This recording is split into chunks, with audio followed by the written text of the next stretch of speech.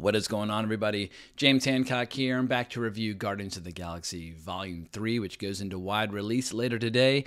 The first part of this video will be totally spoiler-free, but I might get into some spoiler-light specifics toward the end, but not to worry, I'll give you fair warning. But I saw this film last night as part of an IMAX triple feature of Volume 1, Volume 2, and right at the midnight mark, they started Volume 3. So I was up very late. Got home even later, and then got up bright and early due to a bunch of people hammering shit in my building.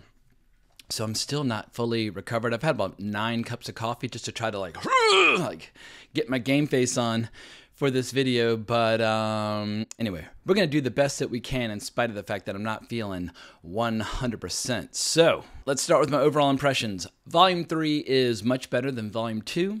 But it's not as good as Volume 1, and I feel very confident in saying so because I watched all 3 under ideal circumstances in IMAX last night, and it was a genuinely surreal experience seeing Volume 1 in IMAX because that one came out in 2014, 9 years ago, and so much about our movie-going culture has changed pretty dramatically since then, in particular Marvel, because in 2014, Marvel was on the rise where it seemed like it just kept getting better and better. We'd had Avengers come out at that point. We'd had Winter Soldier come out at that point. It was like, oh my God, like sky's the limit. How good will Marvel get? And in 2017, we were obviously still looking ahead to Ragnarok and Infinity War and Endgame. Like even for Volume 2, Marvel was still on the ascent. But now we're a few years deep into what could be politely described as like a managed decline. I don't think anybody thinks that the best of Marvel is yet to come, but there are plenty of diehard fans that will continue to watch all the shows and all the movies.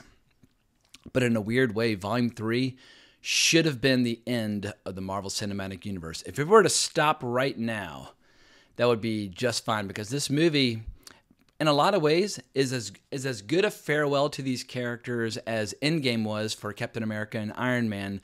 But even better so, like this third film feels like a very emotional farewell to all these characters. And it's an emotional farewell to James Gunn, who obviously is not coming back to Marvel. That ship has sailed. He is over at DC. He is writing and directing the next Superman movie. And what's interesting about this movie is the way that it ties together all 3 Guardians movies in a way where it really feels like a self-contained trilogy that can be watched independent from the rest of the Marvel Universe. And people might be saying, wait a second, but the Guardians appeared in Infinity War and Endgame.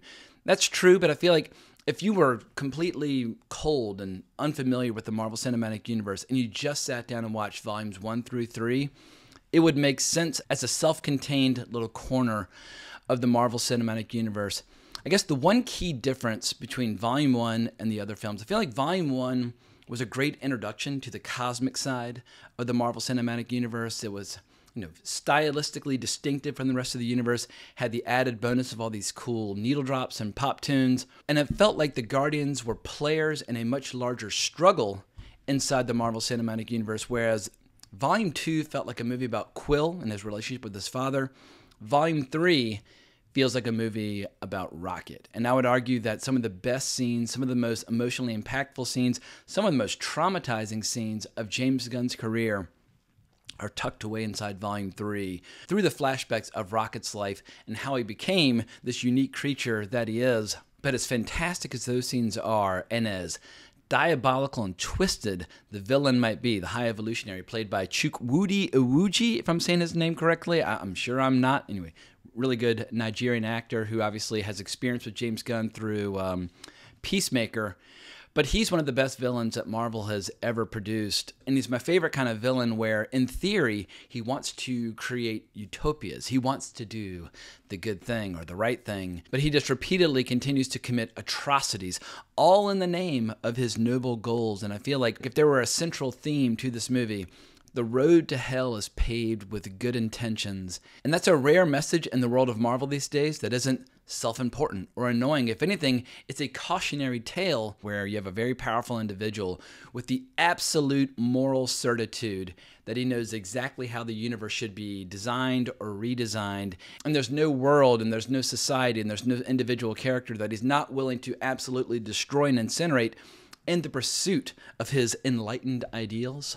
And if the movie were just about Rocket and his struggles against the High Evolutionary, it would be a fucking incredible science fiction movie. Like, forget Marvel, forget Disney, just as a standalone science fiction movie, it would be an incredibly powerful movie-going experience. But it is also a 2.5-hour movie with a lot of other details, a lot of other characters, a lot of other storylines, and not all of them are equally compelling. And along those lines, I have to offer a criticism which absolutely wounds me to even acknowledge, but Adam Warlock was not only wasted in this movie, he probably could have been cut from the film entirely without any sort of negative impact on the overall structure of the film. And I'm saying that as somebody who has read Jim Starlin's run on the character a lot. I feel like when it comes to cosmic Marvel storylines, that story arc in the 70s is still the gold standard by which all other cosmic Marvel storylines must be judged. I read it countless times as a little kid. It culminates with this brilliant crossover between Adam Warlock, Captain Marvel, the real Captain Marvel, Marvel, the one who died from cancer, as well as the Avengers, as well as Spider-Man, as well as The Thing. I still think it might be the best crossover that Marvel has ever cooked up ever in any era. In any event, even as an adult, I've read this story many, many times. It just fucking rules. So I went into this movie with very high expectations for the character. And basically, every single ingredient from Jim Starlin's run when it comes to kind of like the internal struggle over the soul of Adam Warlock and what he's going to become and what he would like to achieve, all that is completely absent from this movie. They might as well have invented a brand new character from scratch instead of calling him Warlock. And to be fair, Will Poulter is totally game. He hurls himself into the character and he looks great and he gets some good action scenes, but in terms of story and character and heart and soul, it was a wasted, squandered opportunity. But getting back to things that I liked, there's a moment toward the end of the movie where there's this like 2 to 3 minute action scene in slow motion where all the central members of the Guardians all team up for this one really badass hardcore battle. And it's glorious. I mean, as you're watching it unfold, we're so accustomed these days to kind of overly busy action scenes where you can't quite tell what's going on, and there's just too much chaos, and like the geography and the real estate of the scene is unclear. And there are some other battle scenes in here that suffer from that problem. But for a brief shining moment, there's this moment where all the Guardians are in this tunnel with a bunch of bad guys, and they just go to work, and you're like, wow, like this is beautiful choreography. Every character looks like a total badass. They're all getting their badass action moments. I feel like just that scene alone makes the whole movie worth seeing. And I think you can easily make a case that in the post-Endgame era, basically the last 4 years, Guardians of the Galaxy Volume 3 is a strong contender for the best show or movie that Marvel has created in that 4-year period. But here's an interesting question for Marvel as a brand. No matter which individual installments of Marvel over the last 4 years you've liked or disliked, no matter what your feelings are about Marvel as a brand, I think we can all agree that the brand is no longer what it once was, because from like 2008 to 2019, even if Marvel had a kind of lackluster, lame movie, the brand was so powerful and so beloved, it could lift a bad movie up. And obviously if you had a good movie, well, then it was kind of a perfect storm where both the brand and the movie were kind of working in harmony. Now I feel like we're in a situation where the Marvel brand overall is less popular, and it could potentially pull a good movie down that might otherwise perform much better. Because in spite of the fact that Guardians of the Galaxy Volume 3 is arguably the best movie or show that Marvel has produced in the last 4 years, I still think it's going to perform in a relatively lackluster fashion. First and foremost, the movie is pretty goddamn long. It's 2.5 hours. But it's also kind of sad and melancholy and frequently traumatizing. If you take a row full of children to see Volume 3, well, some of them are going to get freaked the fuck out, and deservedly so, because James Gunn almost did too good of a job with the Rocket storyline and how Rocket became who he is, because the movie goes all in on some horrific experimentations upon animals, because the High Evolutionary is trying to create his perfect society. He has this world called Counter Earth that he wants to populate with all of his own creations and create this perfect utopia, this perfect society. But in order to get there, he has to go through many iterations of these horrific experiments on animals. But amidst all those heartbreaking scenes, you have some really special emotional bonding scenes between Rocket and his friend Lila, the otter, as well as 2 other characters. And as everybody knows, James Gunn is an absolute animal freak. He loves his pets. He loves his animals. These are some of the most heartwarming and sad scenes that he's ever created as a director, which works for me as a 46-year-old movie fan. But if you're 6 years old, oh my God, like you might have nightmares for a fucking year, which is great from an artistic point of view, but not necessarily great from a box office point of view. This is not the kind of movie where you're going to take 10 kids to see it over and over and over again and have a great time like you might with the first Guardians. And even though I think Guardians of the Galaxy Volume 2 is the weakest of the three movies, it did manage to do $869 million worldwide, and obviously Marvel was still building towards Infinity War at that point, so it was very easy for movies to kind of get sucked up in the maelstrom of all that success. It wouldn't surprise me at all if, due to Marvel fatigue and or antagonism, and just the melancholy tone of this film, and it's a lot of farewells, it wouldn't surprise me at all if this movie comes in around like 700 worldwide, and when people are talking about it opening at like 120 here in America, I think that sounds about fair. I don't think it'll do much better or much worse. No matter, I don't think it's going to outperform expectations, but because it's a good movie, I don't think it's going to underperform expectations either. But no matter what your feelings are about Marvel right now or moving into the future, I do think everybody should see Guardians of the Galaxy Volume 3 if at any point you considered yourself to be a rabid Marvel fan, because this is the farewell to the last filmmaker who's any good at Marvel. Like slowly but surely, all the best directors at Marvel over the last 10 years have been kind of either getting fired or moving on to other endeavors. James Gunn is the last real deal filmmaker with a style and with a voice at Marvel. And now he's gone. And I think what we'll see moving forward is increasingly producer-driven, committee-driven, movies that feel like they were written by and or shot by AI. I think it's just going to be an increasingly lifeless, humdrum, predictable, kind of depressing affair overall. And there might be the occasional movie that will surprise us. I mean, who knows? Maybe Fantastic Four will be cool. Maybe they'll figure out a way to do a decent X-Men movie. I'm skeptical on the future of Marvel overall compared to what's come in the past, but James Gunn is still one of the best directors working in kind of the big budget space. There are not a lot of directors who have like an individual personality once the budgets get above $200 million. Like Christopher Nolan would be an example. And no matter how big the budget gets, it still feels and looks like a Christopher Nolan movie, whereas a lot of other lesser filmmakers kind of disappear into or get consumed by just the overall kind of meat grinder of the Hollywood experience. James Gunn's a fucking player, and he knows how to make his movies have flavor. He knows how to make his movies feel like a James Gunn experience. And more or less, I'd say like 70% of this movie works really, really well. So let's start getting into some spoilers, and I just want to offer a few highlights or a few specifics as to like what was the great stuff in this flick as well as the less great stuff. So last spoiler warning, 3, 2, 1. Let's start with the good.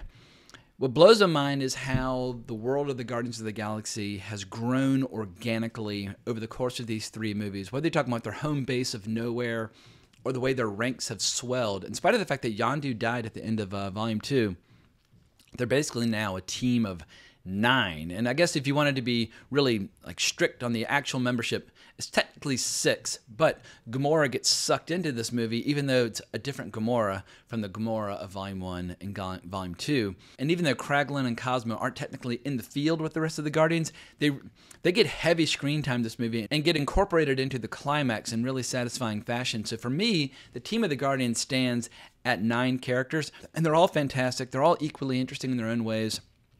They all have their own interesting storylines. They all have their great action beats. I mean, Cosmo is just fucking incredible in this. So precious, so powerful, and voiced very well by Maria Bakalova. I mean, you basically have a Russian cosmonaut dog from the late 60s that got sent into space and picked up all these incredible telekinetic powers, but even though she's got a brain and a mind, she's still a dog, and James Gunn knows how to play into the fact that she is a dog in really delightful ways. In particular, her relationship with Kraglin, who's always kind of oscillating between calling her a good dog or a bad dog, and it's all that stuff is absolutely fantastic. So Cosmo, one of the big highlights of this movie. But I think the characters who benefited the most from this movie would have to be Nebula and Rocket. Nebula has evolved in really satisfying ways from the first movie. I mean, she's an incredible, sexy, kick-ass villain in the first one, but she was a relatively minor character compared to some of the other characters. And then in Volume 2, she had a slightly bigger role, than obviously they used her really well in Infinity War and Endgame. But both the personality as well as the powers of Nebula have evolved in really fun, surprising ways. And she's still a mean, ruthless, badass motherfucker. But now she's a full-fledged member of the Guardians. And it's really interesting seeing her interactions with Gamora, because the Gamora that she had a rivalry with is gone. She was killed by Thanos in Infinity War. Because Nebula's gone through all this incredible personal growth, but she's dealing with a Gamora from basically several years earlier. So that was just a really interesting compare and contrast. But Rocket, aka Rocket Raccoon, hands down, the star of the movie, definitely gets the best screen time, definitely gets the best emotional beats. And this is, once again, spoiler warning. If you don't want any spoilers, go away. But seeing what he goes through, I mean, this is some Island of Dr. Moreau, kind of H.G. Wells, really disturbing stuff. Just seeing like the way his head looks and his body works after they first perform surgery on him. It's so goddamn dark. And then seeing how, in spite of the fact that the High Evolutionary for many, many years has been conducting many, many experiments and evolving all these creatures into higher life forms, Rocket is unique. He's the only one with a kind of spirit of inventiveness or creativity or independent thought. Like, while the High Evolutionary is capable of creating creatures that have a lot of knowledge, but it's all knowledge that he's given to them. They don't have like the independence or the free will to learn things or be creative on their own. It's just rote memorization, as he describes it. Rocket can think for himself, and Rocket can actually think up creative solutions to problems, and that even the High Evolutionary is surprised by. And then seeing how Rocket first engineers his own escape, what happens to his friends, and the payback that he gets on the High Evolutionary. This is the darkest, most disturbing stuff that we've seen in Marvel so far. The way Rocket gets his initial revenge during his escape, and then the way that we see the full extent of his revenge later on in the movie. Holy shit. There are going to be a lot of little kids who want to lead the movie when they see some of these details. And it's also really satisfying seeing the evolution of his relationship with Quill, where they're basically best friends now. I mean, Rocket has some really mean, nasty moments in number 2, where he's basically trying to keep everybody at arm's length. But there's these great little details, like they'll be going into battle and Quill will be playing like a really fun tune. And everybody's like doing their thing and kicking butt, blah, blah, blah. But we'll to see how Rocket is kind of humming the song under his breath or kind of singing along. And it shows how the music of Quill has had an impact on Rocket, where now he's kind of a music fan, almost as much so as Peter Quill is. And so that evolution of his character is just a lot of fun to see. And I feel like if Volume 3 does one thing really well, it's just tying it all together. So many obscure characters, so many obscure details and like kind of storylines across all 3. James Gunn just finds a way to kind of bring it all together. And is it as good as Volume 1? No, Volume 1, I think, has aged incredibly well. It's obviously now one of the best things that Marvel has ever done. It fucking rocks. And it just shows how you can have unconventional takes or fresh interpretations of obscure characters, and people won't really care if the movie's like an overall satisfying experience. There's a lot about that first movie that's not quote-unquote comic book accurate, like the background of Drax the Destroyer and his origin story and how he came into being. But once again, if the movie fucking rules, a lot will be forgiven. And I think when the dust has settled, it wouldn't surprise me at all if for a lot of people they think that the trilogy of Guardians films is the best that Marvel has to offer. A lot of people are going to say the Captain America trilogy because it obviously finishes in such satisfying fashion. I don't know how many people would say the Iron Man trilogy, and people definitely won't be saying the Ant-Man trilogy. And obviously the Avengers movies has been a quartet, Thor's been a quartet. But it always helps when characters and storylines and franchises don't overstay their welcome, and I feel like a lot of fans are going to feel like this was a very satisfying farewell to a lot of these characters. And I hope Disney would just let these characters ride off into the sunset and would just leave them alone and just recognize that without James Gunn, Guardians of the Galaxy is a franchise that should just stop. And just as a way of wrapping things up, I do have a few critiques of this movie. It's very long, especially when you're watching it at midnight after a double feature. I mean, I was getting a little dizzy and a little limp even before the third movie even started, so I don't necessarily think that watching a triple feature is the best way to see this. As I mentioned before, also, Adam Warlock. He could have just been cut from the movie without any sort of negative impact to the overall plot and structure, and it would have given much more emphasis and focus to Rocket. And I just feel like if you're going to do Adam Warlock, do it right. Give him his own standalone series and basically just shove this into the movie camera. They didn't embrace the grandeur of Jim Starlin's vision, but anyway, that's one of my major complaints with the flick. Toward the end, there are a lot of really messy, chaotic battle sequences. Like I already mentioned that there's one battle scene that's Very satisfying, very cool.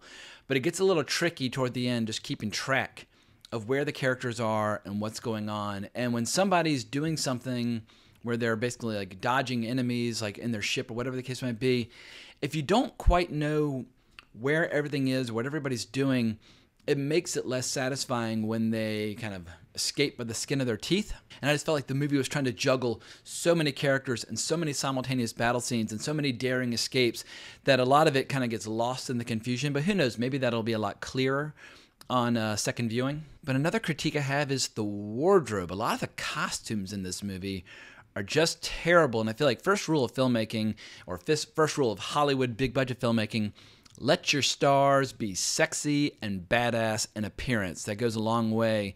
And in Guardians 1 and in Guardians 2, it always felt like the group was like more or less like a bunch of rock stars, or like this outlaw music group where they just look so goddamn cool. Even the poster for Volume 2 looks like the poster or the album cover for a really cool rock and roll album. And there's a lengthy sequence in this movie where they go undercover in these really kind of baggy, shapeless, awful-looking outfits. So if your characters aren't looking cool, no matter what they're doing, it just diminishes the whole experience. Like at a minimum, Drax should have torn his off at some point, like raw, and like gone to work.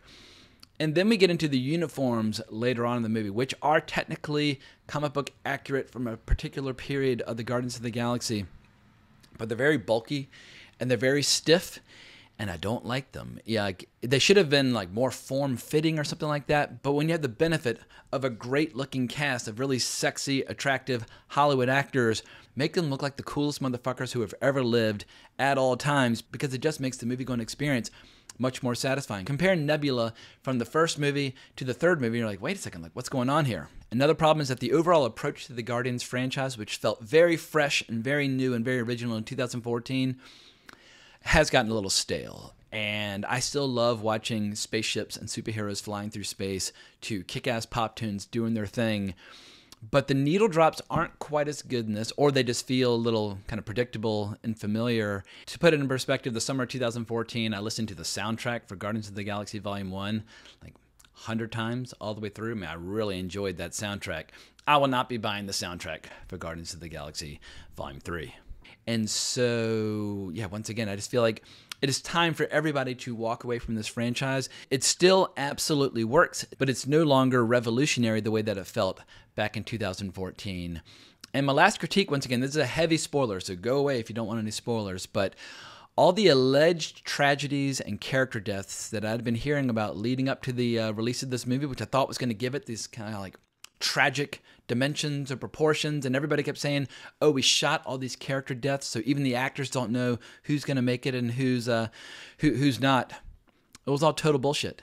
Nobody dies. Not a single character died. There were moments where they should have allowed characters to die, but they did not. And it was just a giant missed opportunity, which regrettably leaves the door open to Disney bringing these characters back. I mean, I feel like Endgame did a great job of sending off Iron Man and Cap into the sunset, where Cap got to go off and fall in love and become an old man, and Tony Stark died saving the universe.